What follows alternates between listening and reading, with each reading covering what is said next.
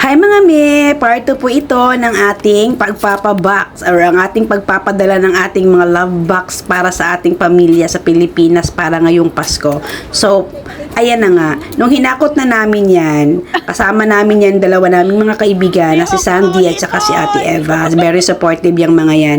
So, by the way, nagpalit pala kami ng isang box kasi sure kami na kukulangin. Kanina kasi nung kinuha ng kapatid ko na box ay dalawang jumbo size na box. So, nagpalit kami ng isa. Yung isa namin ay Bida box, bali mas malaki pa siya doon sa jumbo.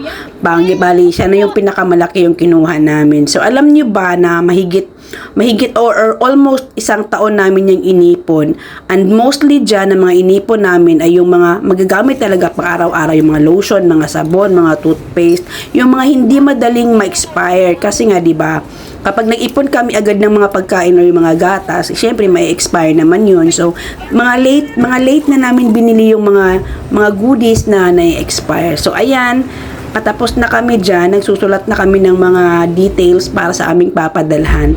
Very thankful talaga ako sa araw na ito dahil sa tulong ng aking mga kaibigan. Hindi namin matatapos ng maaga ito kung wala sila, kung hindi kami nila tinulungan.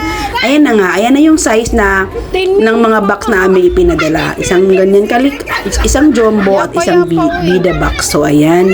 So, sa mga kapwa ko OFW, ramdam ko ang inyong pagmamahal sa inyong pamilya. Sa pamamagitan ng pagpapadala ng mga box, ramdam na ramdam ko kayo. Hanggang sa muli!